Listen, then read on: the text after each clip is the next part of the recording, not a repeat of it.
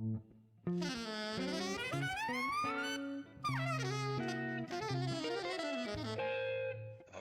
Jazz.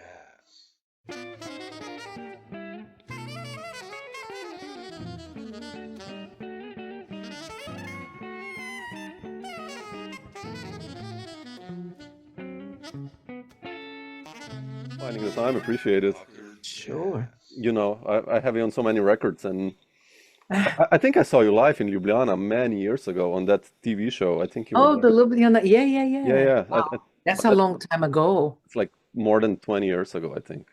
Gee, I was only 12 years old. Yes, probably. Prodigy? No, I'm kidding. No, but you started when you were six, like, or something. No, uh, but no, I want to start this talk with, you know, I'm a guitarist, and uh, I listen to time and again, and the last record, and it's, you know, the Bill Frisell appearance was like, oh man, Oh, something fell from heaven. I wanted to ask you about the new record,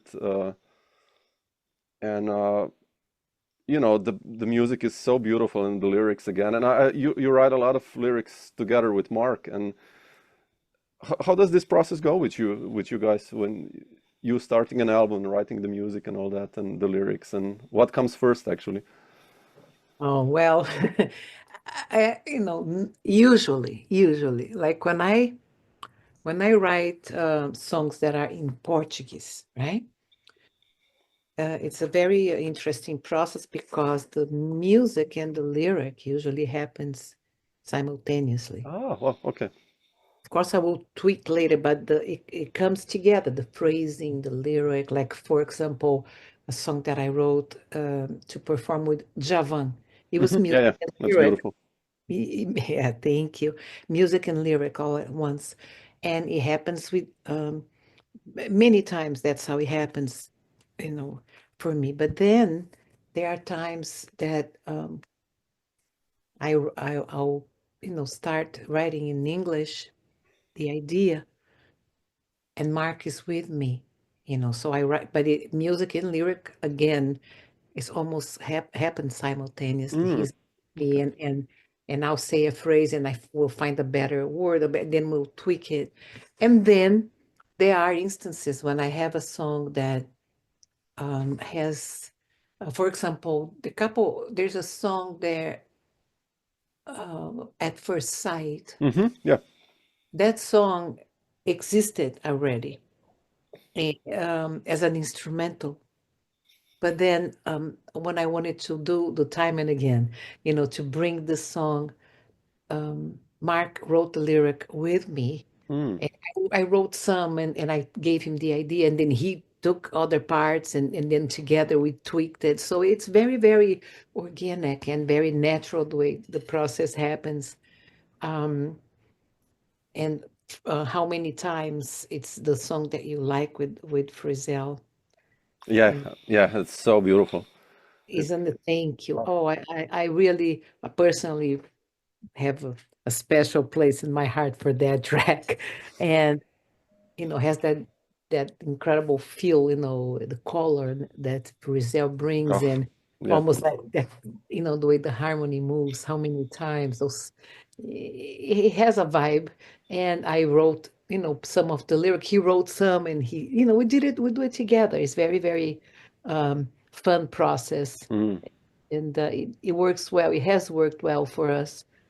Um, Yeah, he's better than me in English. sure. Yeah, yeah, I know, but still, come on. But still the ideas are there, it's really nice. What about musically? I mean, I remember I talked like with so many musician couples, right? Like I talked with Steve Swallow like a long time ago, and he said like, you know, and I'm not a composer. Carla Bley. She's like the composer in the house, and I was like, man, Steve, you know, you have written like tons of amazing compositions, Oh, yes. and he was so humble. Like, how is it with you guys? Like, do you sometimes ask Mark? You know, he's an amazing composer as well. Like, or or do you have like always like a set composition? You're like, okay, this is it, or do you sometimes discuss composing as well? Mm, not so much. Not so much. Yeah, yeah. Okay. No, no, he does his things, and Yeah, I do my makes things. sense. Yeah. he composes from a different place than I do. Of course, yeah. Because being a pianist, the way I deal with the harmony and things. So Yep. I always wrote my own, music. Absolutely, yeah. He writes his own music, and he has an incredible way of, he composes, he goes to the keyboard and he does it, but it's, then I'll try to emulate to see how he does, which is his own way. Yeah, yeah. Even recordings that I've done with him, like Shades of Jade and Mhm. some of those cool things that he comes, the rotation, the 11/4 mixed with very Mark, and I'll go learn how he does it. So I want to, bring that message of the way he writes. So that's how we do it. Nice. What about Bill Frisell? I mean, how did you ever play with him before already, or No, he happened. I never played with him. Of course, Mark Mark did. did? Yeah, the bass desires. I mean, yeah, I His love that guy. desire. Yeah, So I felt he was so perfect for this tune.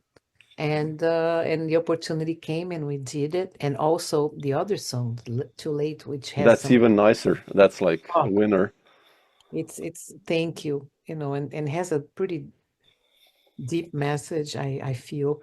The lyric, I think, is very poignant, and the playing from you is beautiful. So I'm grateful we have so many great performances from great musicians on this album. Yeah, The vocals of Mark Kibble are really, yeah. they bring so much to the music, so much color. And if you know some of my recordings when I had orchestra, basically having his beautiful vocals almost takes the place of the orchestration in Yeah, that way, around, and he really colors in a way, brings in a way that punctuates the lyric and the story. it's important. Yeah, Yeah, it's wonderful. Yeah. yeah, it's a beautiful record. I mean, that's Thank it's like I listened to the early stuff of you today, like that illusions. I have illusions actually, and cross currents on CD still, and it's when I look at your story, you. it's such a development, and you're there as a composer, obviously, all the time. You have this thing, but it's still like it's quite a journey you It's went a through. journey. Yeah. It is, you put it right. It's a journey, and the songs are, life changes. We all change. Circumstances, our experiences, things that we live, things that we see, um, and the sensibility of an artist is always there for the artist. Each one of us Yeah. have our own way of dealing with things, of feeling things. So I've always been Eliane, um, and the life around me, changed many things, um, for better, other things for worse, Yeah, sure. Yeah. life, and all of those things affect, the way I relate and I talk through the music. Mm, yeah, Yeah. absolutely. How did you, Eliani, like, obviously there's this such a strong bossa nova tradition in Brazil, and I think you were so influenced by that. But when did the jazz influence begin for you? At what age? Who did you hear? Or Yeah, well, the bossa nova movement, when it was happening in Brazil, I was a little girl, and the bossa nova was so happening that it Mm, was TV, it was on the radio, it was on the streets, those beautiful festivals that they had with composers, new composers coming with their songs, and I was like 5, 6 years old. I would be watching that black and white TV, like with my eyes like, fascinated. And I remember my mother, it's time to go to bed, and I just didn't want to go. I just wanted, I really loved it. So that was there. But besides that, I was so blessed to be around music and a musical family. mm, This musical side strongly came from my mother's side. And my mom played the piano. She played classical piano, but she loved jazz. okay. And you know how it used to be difficult to import albums, especially in Brazil. So people didn't have access to the music. But my father would travel for work, and she developed, like, he'd bring suitcases with albums, LPs, you know. And so she had such a collection. It was always playing in the house. I was so in love with that language. Mm. And it took me like from that age, like I was 7 years old. I loved it. My grandmother also was a beautiful composer. She played guitar. Really? Oh. She lived with us, you know, and she was the daughter of Italians that sang operas. When they worked together, they could sing all the operas. So all of this musical vein comes from my mother's side. And listening to jazz at home, it was fascinating, you know, to me. I remember certain things. For example, when I started studying when I was 7 years old, right? Mm. Just studying what kids do, you know, little classical Yeah, piano, yeah, yeah. the notes and doing this. And in about maybe a month, this is what my mom reminds me, a month, a couple months, I passed all the kids that were studying for a couple of years. It was easy for me. It was very easy for me. And um, I, s- I started having a little bit of an issue not wanting to go to the lessons because when I played the little pieces, that I would play the little piano pieces, I would look over the teacher, would be crying. Mm. And Mama, I don't want to go because the teacher cries when I play, you know. So then the teacher said to me, I have so many students. They all play this little piece. None of them play the way you play and you touch my heart and the sound you make and your talent. And so it was like coming easily for me, but also I was receiving the recognition verbally, even and emotionally from whoever heard me. Mm. And so my passion for music was clear. And also the talent that God gave me was clear. So then I continued listening to jazz and I got a different teacher to, on top of the classical things, to do popular music, you know, like jazz, I mean, like songs and learn the chords. And this teacher taught me how to write rhythm. Mm. Okay. How do you write rhythm? You know, you do the visions and, you know, you divide by this. And so I learned, and I have always been very good with numbers and math.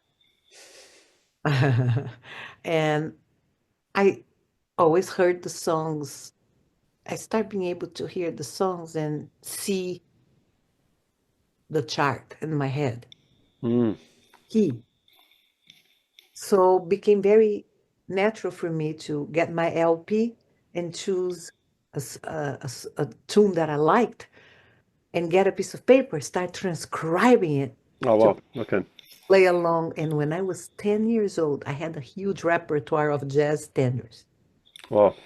And I you know, had, I mean, you name it, okay? I transcribed, I can tell you, like, so many pianists, but I really transcribed quite a bit of Bill Evans and Oscar Peterson, and then Keith Jarrett when I was a little bit older because it was more difficult when, like, Yeah. that album Facing You, that Oh was on man, my, yeah, that's amazing. Yeah. I have it all written down. You know, I would write it all down and play along. And Herbie, oh my goodness, you know, Jake, all of them. And then some more traditional things like, you know, I liked Errol Garner, you know, they Oh had that really? Oh wow. boy. Interesting. There was an album Really? called Magician. Oh, I love that, you know, that he played very in a very cheerful way. Yeah. I heard a lot of Bud Powell, you know, the way he played those eight notes and he felt great, you know. So things like this. And it would be interesting that for my mom, sometimes she would walk in the room and I'm transcribing something like, and it's super swinging and I'm in tears. She said, "What's the matter?" You know. great. This is so great. I could feel it. There was a record, I think it was Red Garland playing This Can't Be Love Hmm. and Paul Chambers. And that I Nice. think was the one I was writing, and I was like, and she said, okay, this is it. This girl, this girl's different. Yeah. So I developed, and then I went to a great school, great Brazilian pianist who opened a school called CLAM in São Paulo.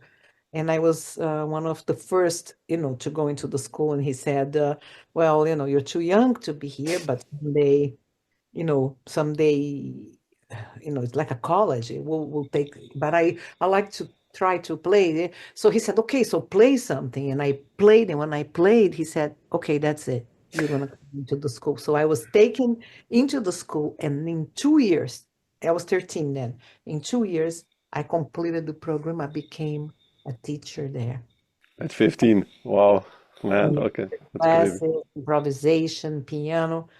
And then I started playing on the nightclubs, in São Paulo with my trio. I had a trio and in several places. And one night I was playing and I looked and was in the audience very close to me. It was Antonio Carlos Jobim.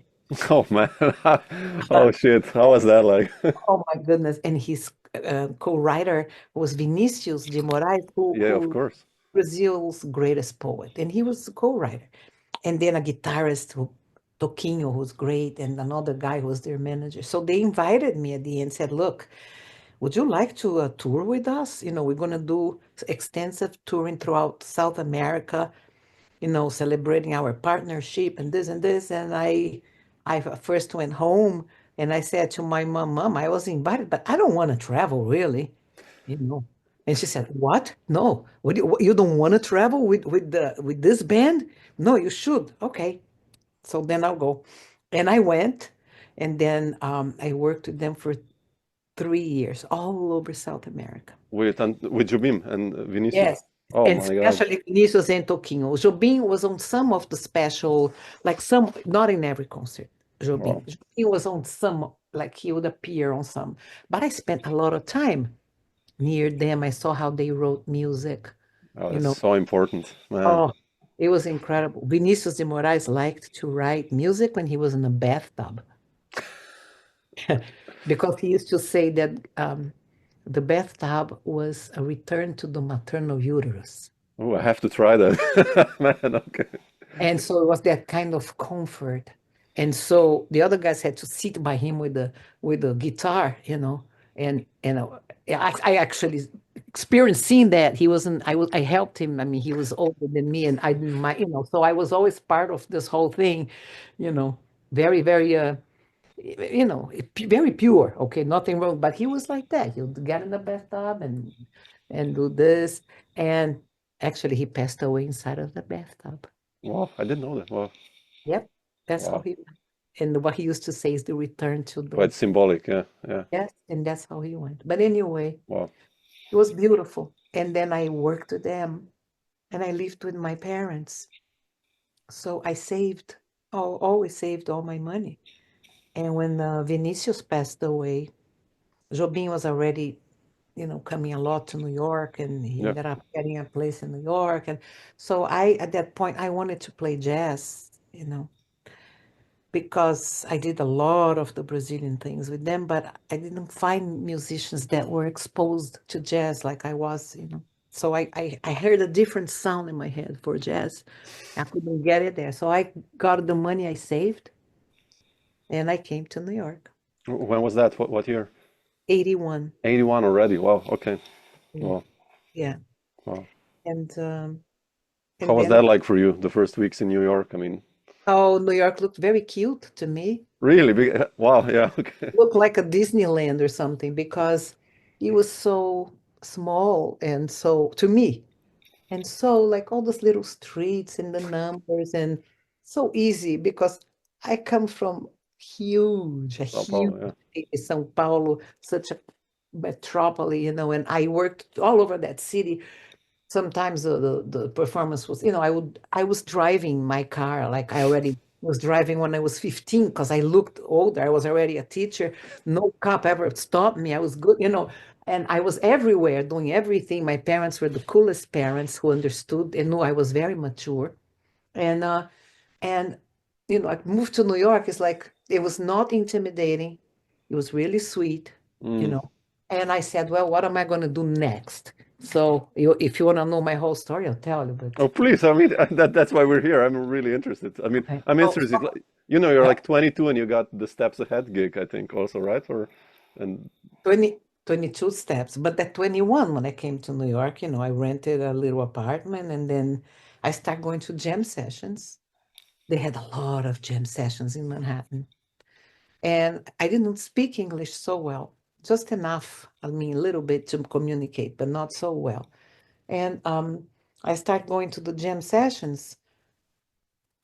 It was really quick because, this jazz world is not so big. oh yeah, absolutely. We all know each other, we know of each other, and I mean, especially then, it's a whole community. And the word went around that I was already called for work all the time. Well, I started working, and then at certain point, steps ahead, um, I recorded a demo tape. I thought I should record a demo, and I called Eddie Gomez and Peter Erskine. They told me, why don't you call Michael Brecker to do saxophone? I said, okay. And then somebody else, oh, but there's this Michael Minieri who wants to produce you. I said, okay. So they're all in the studio and I'm recording. I didn't know that that was steps ahead. And they checked me out and they went, okay, I think. And then they said, you know, I think we're going to open an audition for a new pianist for steps. Okay, you want to go? Sure. And I'm not going to tell you the other pianists that went for that audition because I don't think I think by now maybe they got okay with it, but for quite a long time they looked me at like a little like, you know. can you But I, imagine? I I got the gig and it was really nice. It was beautiful to play with them.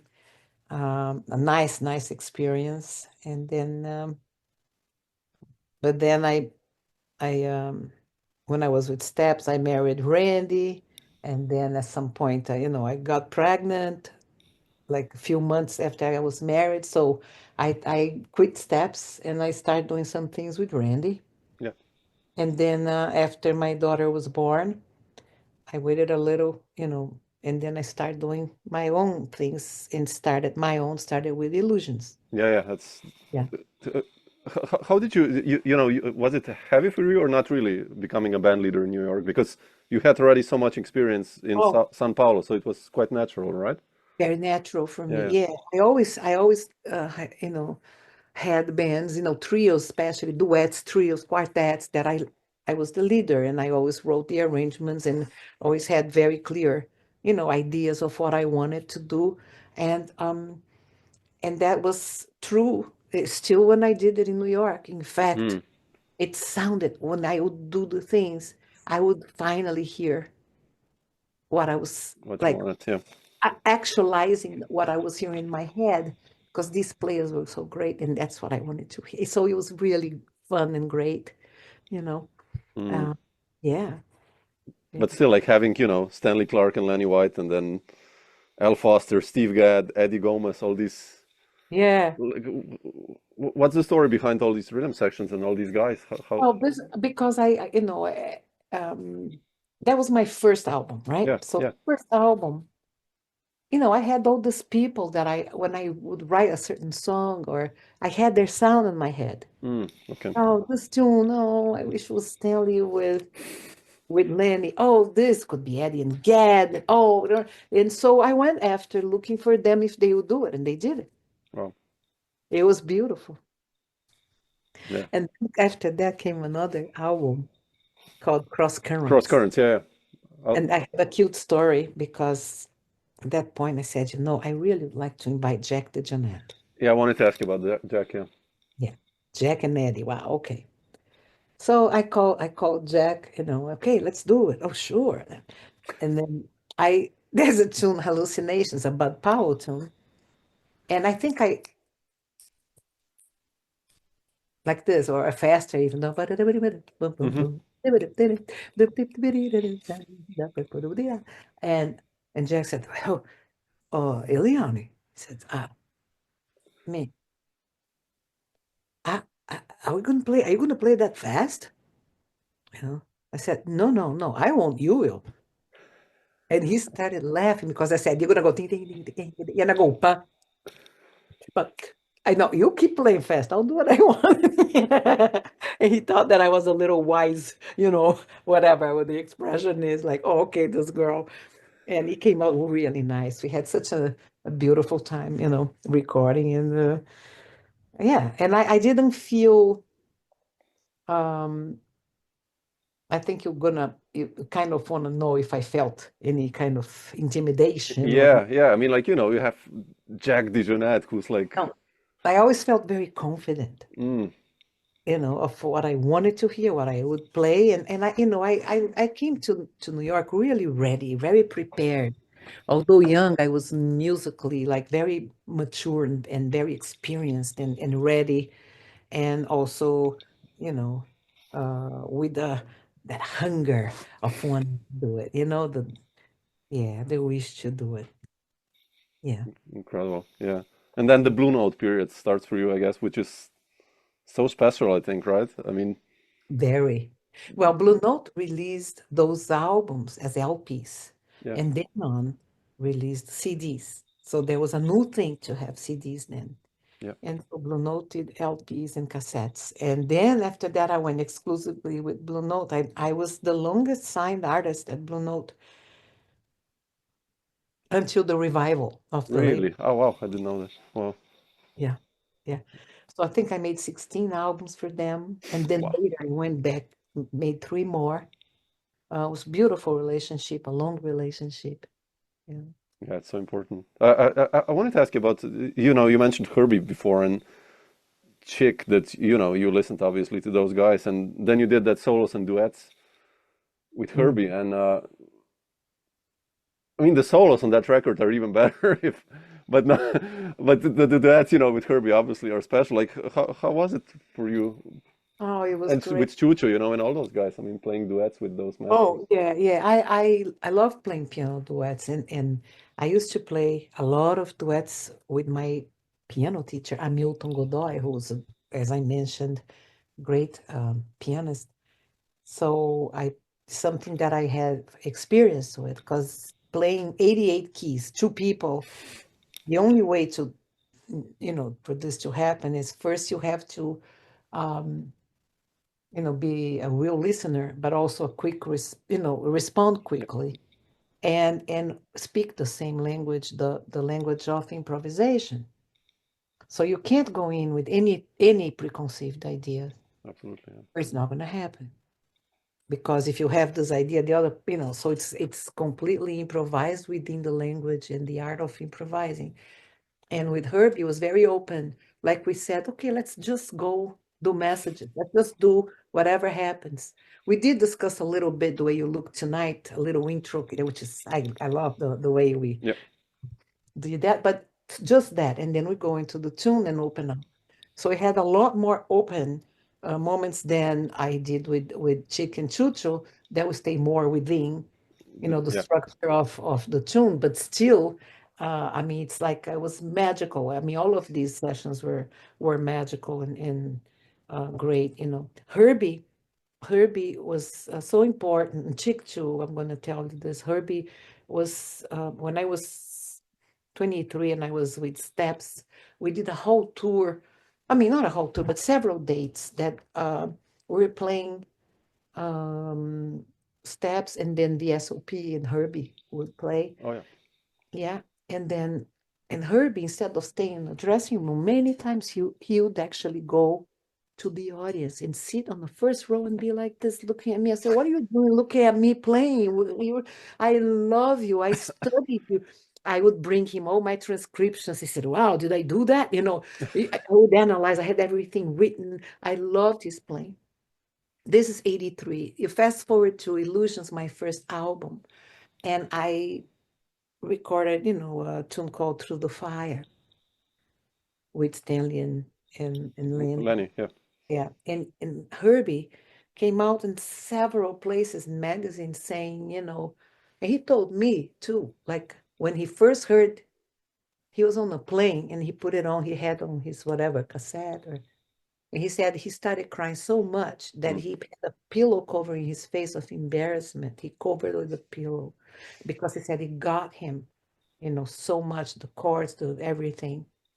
And then he his words, his quotes coming everywhere saying there's a talent, there's a real new talent. This is, he was so supportive of me. And so it's years of you know, loving the music of a colleague. Yeah, There was an idol that became a colleague that becomes something that you do together. It's just beautiful. Same thing with Chick.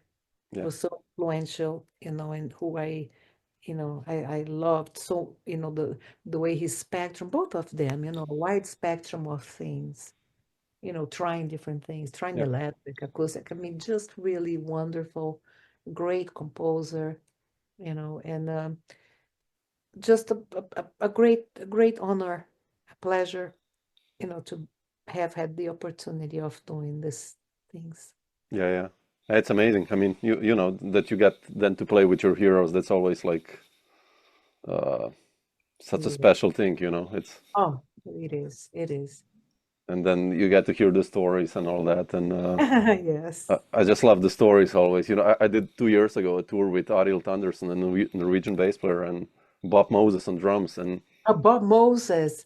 yeah, and we did an album and like a 2 week tour. And you know, after the gig, then those two guys who started playing like in the late '60s already, or like Wow. they were telling all these stories, and I was like a small kid in a sandbox, like drinking my wine and like listening. Oh man, you know, yeah, when I played with Sonny Rollins, so yeah, when I played with Eric Dolphy, I was like, shit, man, well, Oh, you know, cool. It's so interesting that you brought up two names. You brought up Steve Swallow, Mhm. you brought up Bob Moses now. And I'm going to tell a story that we would play together Really, at a club called Lush Life in New York. And I was invited to play with them. And so it was Bob Moses on drums, was Steve Swallow, oh, seriously, oh, Jim Pepper on saxophone. oh, I love Jim, oh shit, Oh, so beautiful. And Randy Brecker on trumpet. wow, And man, that's when I started dating Randy on this gig because we're playing.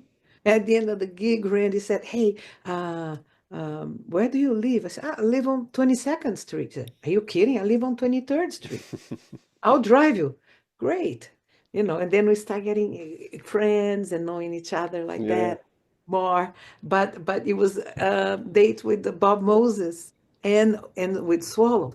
And Bob wow, Moses would play those um, air drum solos.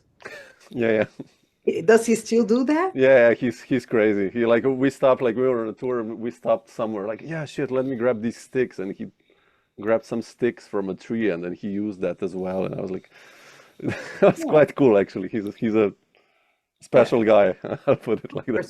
But he would do things like, when we would trade, he would play some and then play with the sticks in the air. Mm. But in time, we're feeling the time, but it's that silence but movement, and it was crazy, Wow, crazy. I didn't know that. Wow. Yeah, Yeah, yeah. I mean, he played with so many guys, obviously, you know. He played with Steve a lot. They did that Robert Creeley record and some other stuff as well, and so they had quite a connection, I think. It was nice. yeah. Yeah. Wow, that was a precious time. Yeah, yeah, I can imagine. Yeah, we probably played with everyone on those sessions. I mean, Mm. in the '80s, I mean, if probably with all the rhythm sections and bass players, Uh, and yeah, Yeah.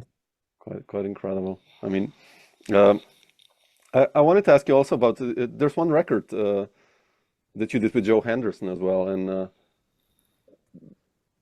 how was Joe like? I mean, your story with him, and I have story with Joe. Well, I tell you how I ended up doing that record, okay? yeah, I got a call uh, from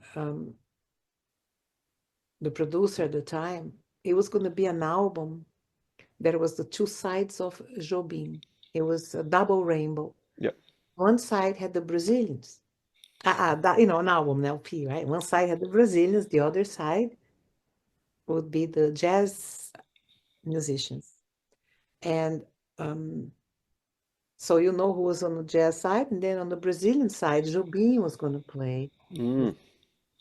And I get a call, um, and this Jobim says, "Look, he fell ill, and he said there's only one person that I would call, to go in my place. And she can play very complicated, but she also knows exactly how I would play on a simple way, and she can do that too. And she has the spirit for this. I like her to do it." So I went to do that for Jobim. And Mm. that's when I first met musically Oscar Castro Neves and Paulo Braga, Oh yeah, who those are who beautiful guys. Yeah. became the guys who started really working with me, on several albums, for years and years. I recorded with them. Yeah. But anyway, Joe Henderson,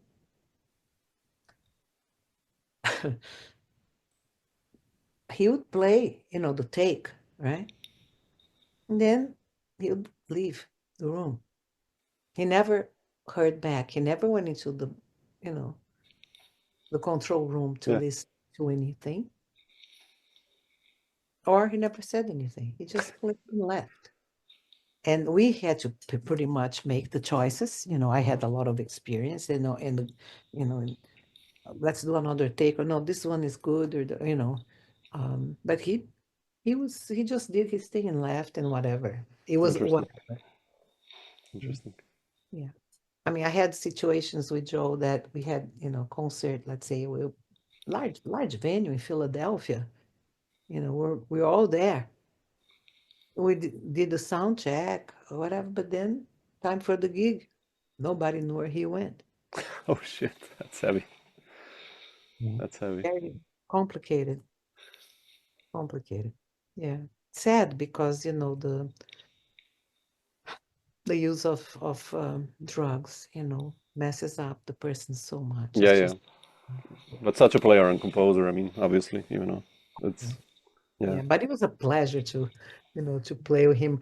Um, I can imagine. Yeah. wrote some arrangements for Randy Brecker when I recorded Illusions. Randy recorded in the Indian, and I wrote Hmm. some arrangements for him with Joe. Mm. Man, Joe sounded so beautiful. I mean, just beautiful, beautiful. Yeah. Yeah. Amazing. No, no, I wanted to ask you about that because he's one of those rare guys that you immediately recognize. Also, like after four notes, you're like, ah, that's Joe Henderson. Quite cool. Yeah. Amazing.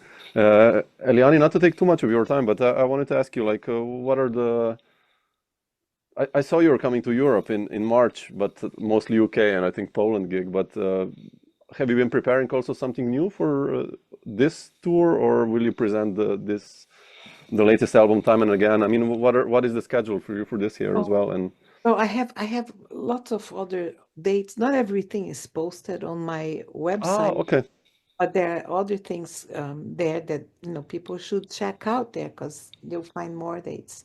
But what I'm doing right now, it's a combination of some of the recordings. For example, yes, I'll do something from Time and Again, but I also do something, let's say, from Made in Brazil and Dance of Time, those albums there, okay, really cool arrangements. But um, there's a moment during the show that uh, I focus the presentation on my voice more than the piano, where I sing with guitar and light percussion, oh wow, just beautiful, like the bossa nova, like 3, 4 songs that is so intimate that you could hear a pin drop, and it's beautiful material. People love it, So it's a very nice curve, and of course there are moments of every musician in the band is a virtuoso, and we choose when, we're not gonna make people crazy with that, but it's gonna be moments that we all burn and show, and to take the strips into improvisation and that kind of creative moments, and then a lot of freedom. It's a very uplifting show. Like, I can Mm, tell you honestly that people, when they leave, they say, "Wow, we went by so fast." that's a I good thing. tell Yeah. some stories. We play. It's mostly focused on Brazil, what I'm doing, with a mix of originals, some of Jobim, some of Bossa Nova, and then different the rhythms, a lot of hybrid stuff, like mixed Brazil with a little bit of backbeat, some samba, and Beautiful. Mm, the bossa nova. It's very nice, and that's the presentation we're going to be doing. mm. And it's with Mark on bass? Mark on Oh, bass, fantastic. and then two Brazilians, Mauricio Zotarelli on drums, super virtuoso, and also great Brazilian guitar player, Leandro Pellegrino. Oh, yeah. Yeah. Yeah, fantastic. Yeah, I love this when it's just guitar and vocals sometimes. I listened to Joao Bosco gig like a Oh, couple of years ago, just him on guitar and vocals, and I was like, isn't it something? Yeah. ah, and Did his, you hear? his chords and Did you hear João Bosco with me on Dance of Time? oh shit, I have to re-listen to that. I mean, I have so many CDs of you, but I'll check it out. Okay, Like Dance of Time, there is one of his tunes. It's Burning. I have to re-listen. Okay, Burning track, amazing drummer, amazing. I mean, it came out so great. Listen to it. I will. I will recheck. Yeah, I love Joao. I've seen him live with with Ricardo Silveira on guitar and some other Yeah, bands, and it's just like it's just yeah. he's like velvet. Like ah, I don't know. There's this tune called Coisa Feita. Check it out. I think you're going to I'll enjoy that. re-listen. Yeah, I'll check my CDs again. I Yeah, think I have that album. Fantastic. great, great. Beautiful.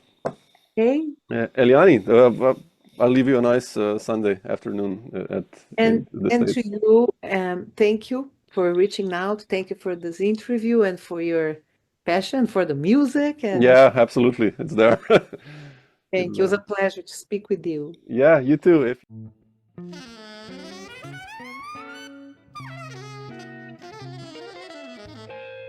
Dr. Jazz.